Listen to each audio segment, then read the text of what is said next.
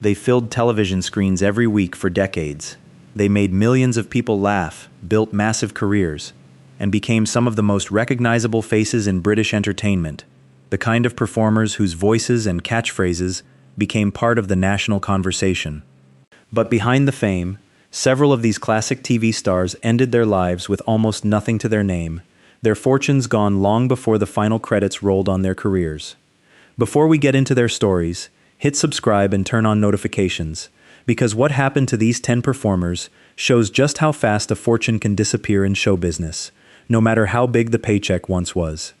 From bankruptcy courts to psychiatric hospitals to lonely deaths in rented flats far from home, this is what really happened to 10 British classic TV actors who died in complete poverty, and how an industry that made them rich so often left them to fend for themselves once the cameras stopped rolling.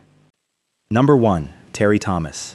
Terry Thomas was one of the most instantly recognizable faces of British comedy, known for his gap-toothed grin, his cigarette holder, and his exaggerated upper-class drawl that he turned into one of the most parodied voices in British entertainment. He built a huge career across film and television, appearing in international hits like It's a Mad, Mad, Mad, Mad World, and starring alongside Hollywood royalty, and for a time he was one of the highest-paid British actors working in American productions. For years, he lived the part he played on screen, with expensive homes, fine suits, and a lifestyle that matched his on-screen persona of the impeccably dressed English gentleman. At the height of his career, he worked constantly, taking on film roles across Europe and the United States, and by most accounts, he had every reason to expect a comfortable retirement funded by decades of steady, high-profile work. Then, in 1971, he was diagnosed with Parkinson's disease. The illness progressed slowly at first, but it eventually made it impossible for him to work. Medical bills and the cost of long-term care drained his savings at a pace he could not keep up with. He was forced to sell his villa on the Mediterranean coast, along with most of his remaining possessions, and moved into a far smaller home. Even that eventually became too expensive to maintain. By the late 1980s, Terry Thomas had almost nothing left.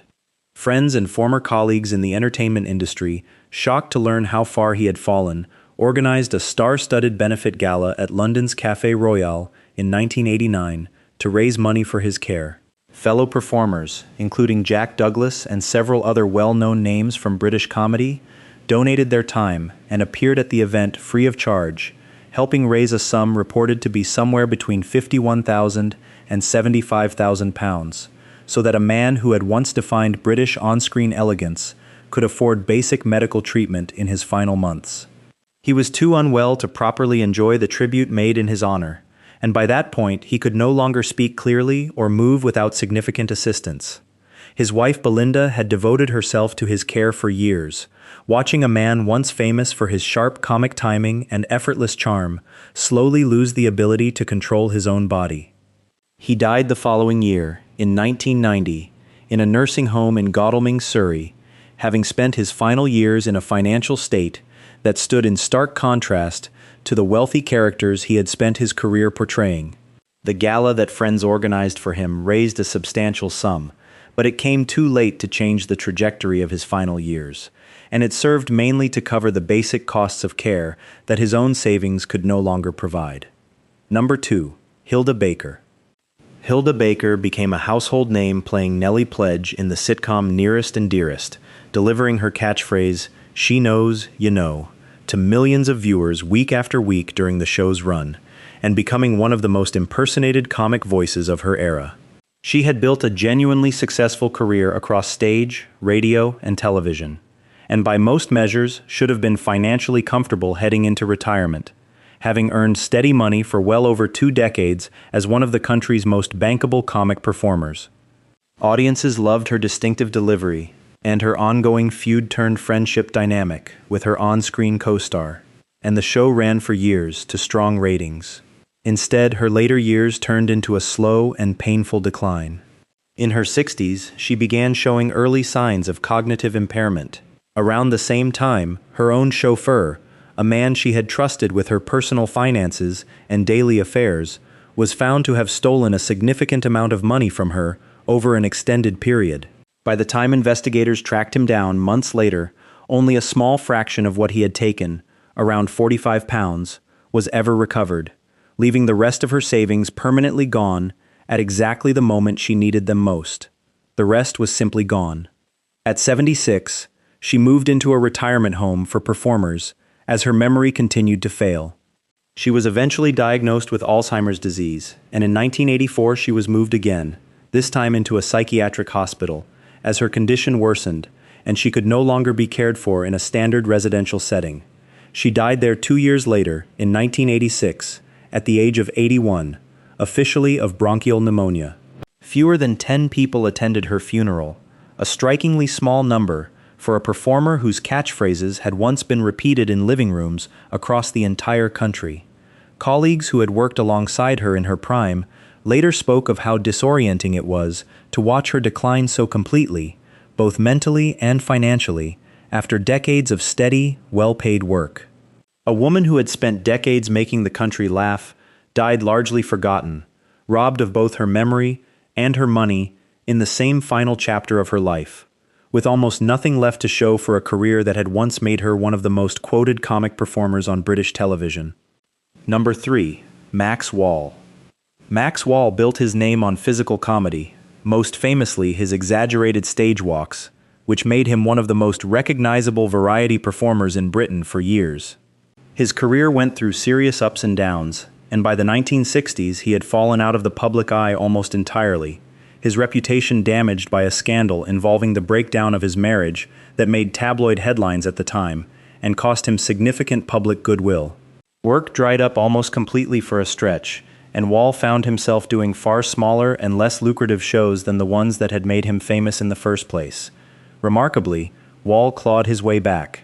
In the 1970s, his performance in Samuel Beckett's Waiting for Godot earned him serious critical acclaim and reintroduced him to a new generation. Television work followed, including appearances in Coronation Street and Emmerdale in 1978, along with a string of well-received one-man stage shows that toured the country and introduced him to audiences who had never seen his earlier work, and for a while it looked as though his comeback was complete. But the financial damage from his earlier years never really healed. Despite his renewed fame and steady acting work, Wall spent much of his later life living in a modest, sparsely furnished council flat, a stark contrast to the image most viewers had of a man appearing regularly on their television screens. He continued working almost until the end, taking small television and theater roles well into his 70s, in part because he still needed the income and had never managed to build up the kind of savings that his renewed fame in the 1970s might have suggested. In 1990, he collapsed and died outside a restaurant in London shortly after finishing a meal, at the age of 82. Critics and fellow performers mourned him as one of the great physical comedians of his generation, and tributes poured in, praising the extraordinary second act his career had enjoyed, thanks to his work with Beckett. But behind the acclaimed comeback was a performer who never fully recovered financially from the years he had spent in obscurity, and whose council flat told a very different story than the glowing reviews of his later stage work. Number 4. Charlie Drake. Charlie Drake was one of the biggest names on British television during the 1960s, commanding huge fees for his slapstick comedy and enjoying a level of fame that brought him serious money, at one stage becoming one of the highest-paid entertainers working in the country. His pratfalls and physical comedy made him a favorite with families, and his shows regularly pulled in enormous audiences.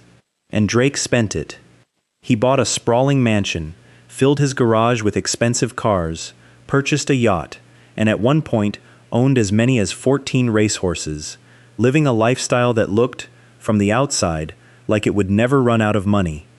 The problem was that Drake's spending far outpaced any kind of financial planning, and unlike some of his contemporaries, he had no team of accountants keeping a close eye on where the money was actually going.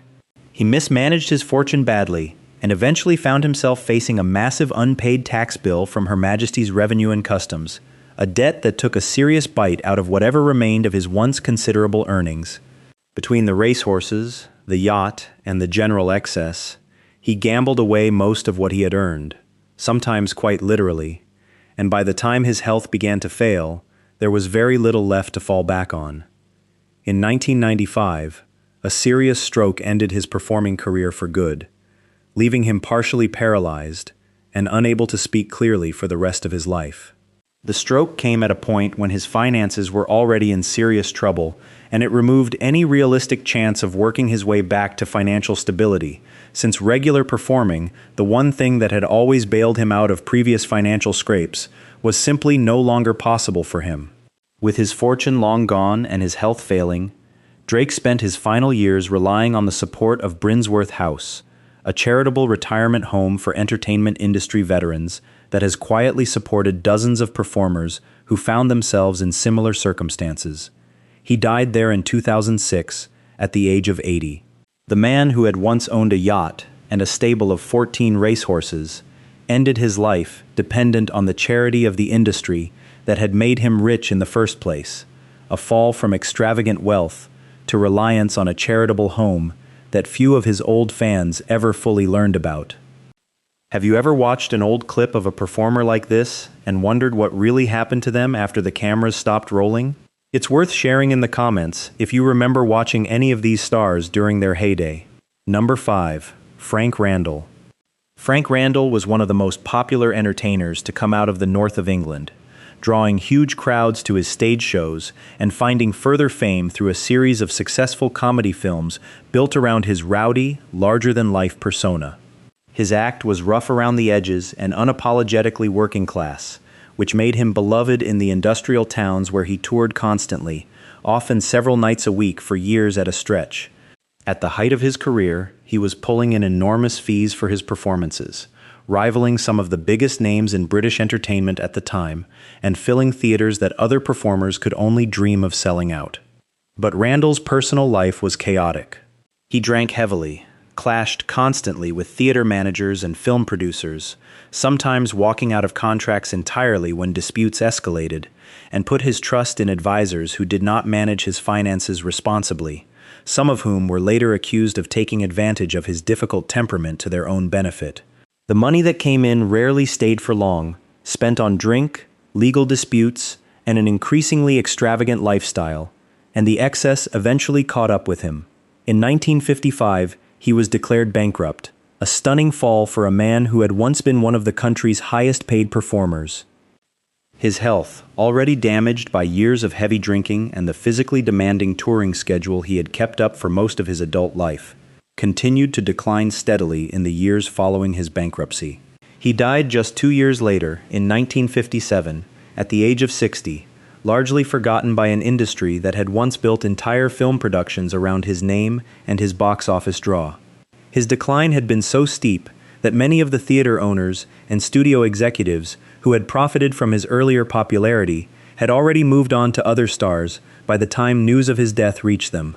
He was buried without the kind of tribute his earlier fame might have suggested, and for decades his grave remained unmarked, a quiet reflection of just how completely his fortune and his fame had slipped away by the time he died.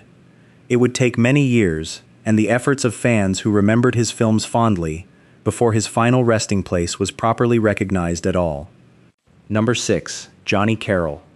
Johnny Carroll rose to fame after winning the television talent show New Faces in 1974, a show that also helped launch the careers of major stars including Lenny Henry and Victoria Wood, quickly becoming a familiar face on The Comedians, sharing the stage with well-known names like Bernard Manning and Frank Carson.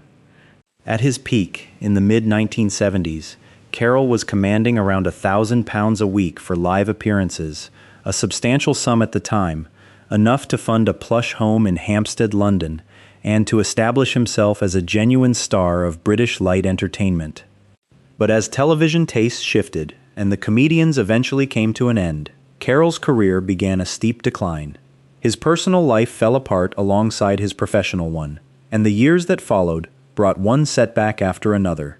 A devastating divorce left him bankrupt in 1982, stripping away the financial security his earlier fame had built, and forcing him to sell off most of what he had accumulated during his brief run of stardom. Years later, he was sentenced to a short spell in Winson Green Prison for breaching a court order related to a former partner. Despite everything, Carroll kept performing where he could, taking on charity gigs even as his own circumstances grew increasingly difficult, still trying to make people laugh long after the big paydays had disappeared.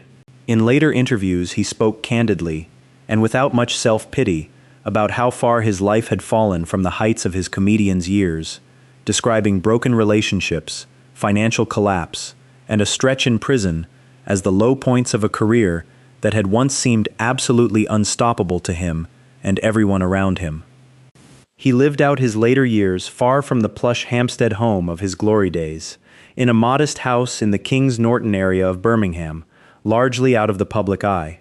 He was found dead there in January 2020, at the age of 78, a quiet and largely unnoticed end for a man who had once been one of the most familiar comic faces on British television, sharing top billing with some of the biggest names in the country. Number 7. Jeremy Lloyd. Jeremy Lloyd's name may not have been as instantly recognizable as some of the actors on this list, but his work certainly was.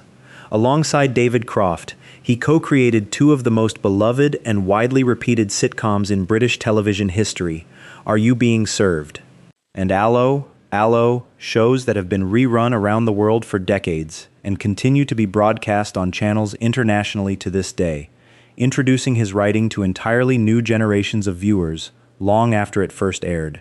Lloyd was also an actor in his own right, appearing regularly in Rowan and Martin's Laugh-In in America during its popular run in the late 1960s, and even turning up in small roles in the Beatles films A Hard Day's Night and Help, giving him a genuinely international career that stretched well beyond his writing credits.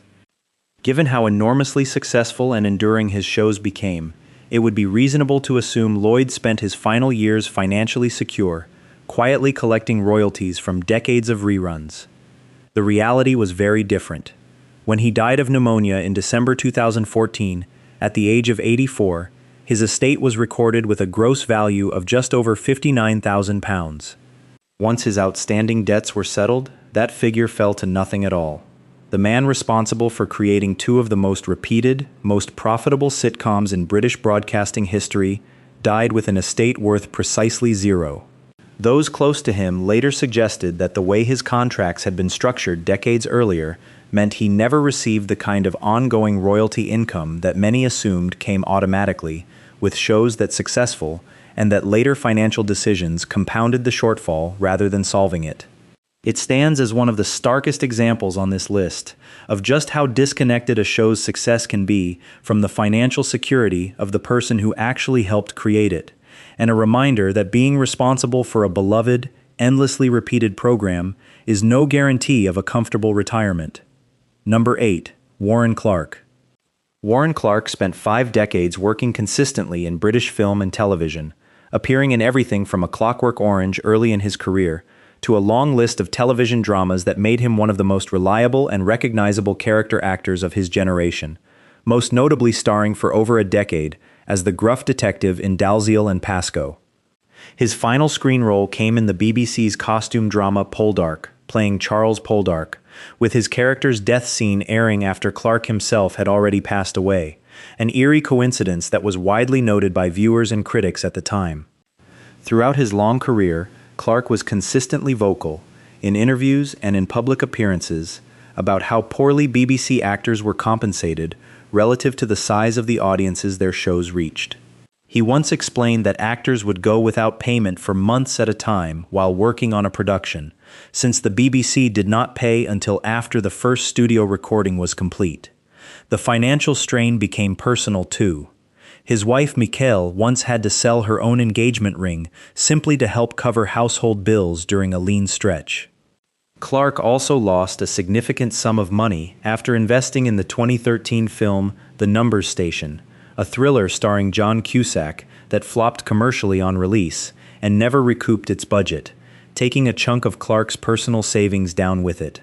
He had spoken openly in interviews about how frustrating it was to watch younger actors struggle with the same pay issues he had dealt with for decades, and he never shied away from criticizing production companies over how little regular working actors actually took home, compared to what audiences might assume, arguing that steady television work rarely provided the financial cushion that fame from a hit show seemed to suggest.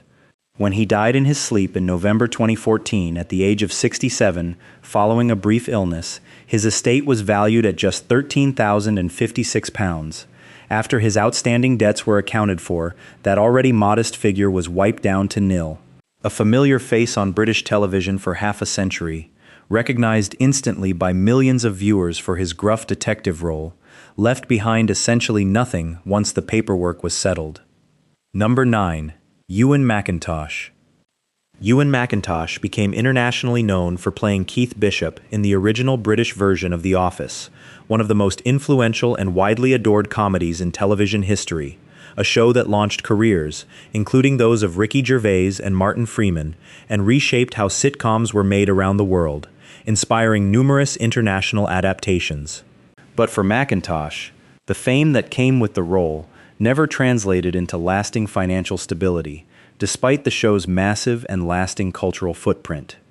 After The Office ended, McIntosh found it difficult to secure steady acting work, a common problem for performers strongly associated with a single, hugely popular character. He picked up smaller roles here and there, including appearances in Miranda and Little Britain, and later worked again with Ricky Gervais on the show Afterlife, roles that kept him connected to the industry without ever fully restoring the financial footing his earlier fame might have suggested. But steady, well-paying work remained elusive, and in 2016 he filed for bankruptcy. His health began to deteriorate in the years that followed. He was hospitalized more than once, and in his final years he lived with ongoing health struggles that limited his ability to work even further. In the months before his death, he posted publicly about being rushed to hospital and referenced going through what he called bad times, giving fans a rare and honest glimpse into how difficult his circumstances had become. He died in a care home in Darlington in February 2024 at just 50 years old, and tributes from former castmates and Ricky Gervais himself followed almost immediately, praising his talent and warmth. The tragedy of McIntosh's story is how sharply it contrasts with the show that made him famous, a series still watched, streamed, and loved by millions of people worldwide more than 2 decades after it first aired, while the man behind one of its most memorable and quoted characters spent his final years dealing with bankruptcy and declining health, largely out of the public eye. If you grew up watching The Office or any of these classic British shows, what's the one line or character that has stuck with you the most all these years later? Let us know in the comments. Number 10. Freddie Starr. Freddie Starr was one of the wildest, most talked-about entertainers on British television, a man whose chaotic energy made him a fixture of variety shows and who became the subject of one of the most infamous tabloid headlines in British newspaper history, a claim so bizarre it followed him for the rest of his career, regardless of how many times it was disputed.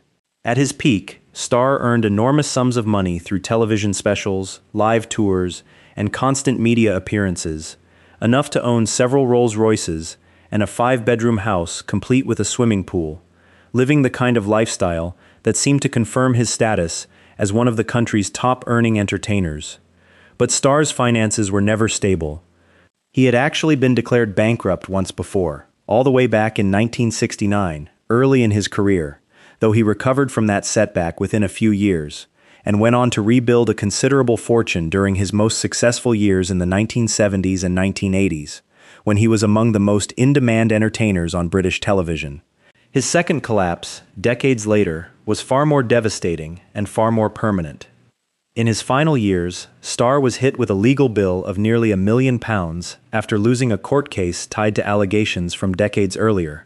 A case that dragged his name back into headlines at a point in his life when his career had already slowed considerably.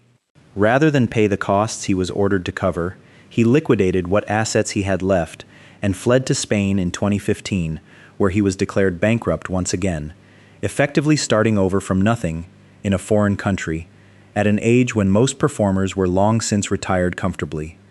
He spent his last years living alone in a modest 1-bedroom rented apartment on the Costa del Sol, far removed from the mansions and luxury cars of his younger years and largely estranged from his own children. Freddie Starr died of a heart attack in 2019 at the age of 76, found by a friend at his apartment on the Costa del Sol. He was so completely without money, that there were serious plans for a pauper's burial in Spain, a fate that would have left one of the country's most famous television personalities buried far from home, with no ceremony at all. Instead, a stranger, a funeral director named Michael Fogg from Sheffield, who had never even met him, saw the story in the news and stepped in, personally covering the cost of returning his body home to England. Starr's relationship with his own children had broken down years earlier, and few members of his family were involved in arranging his final send-off, leaving the gesture of a stranger as the deciding factor in whether he would even be brought home at all. One of British television's most explosive and unforgettable personalities, a man who had once owned fleets of luxury cars and a mansion with a swimming pool, ended up dependent on the kindness of someone he had never known, just to be brought home one last time. These 10 stories all end the same way, with performers who once filled British living rooms with laughter finding themselves with nothing left by the time they died. Some lost their fortunes to poor financial management, others to illness, gambling, bad advisors, or simply a business that never set them up with the kind of long-term security their fame seemed to promise. And in almost every case, the public had no idea how bad things had actually gotten until it was far too late to help. Fame on television never guaranteed lasting financial security, and for these 10 actors and comedians, the gap between how the public saw them and how they actually lived at the end could not have been wider. Each of them gave the country years of entertainment, and each of them deserved a far better final chapter than the one they got. If this kind of story interests you, make sure you're subscribed so you don't miss the next one, and let us know in the comments which of these 10 stories surprised you the most.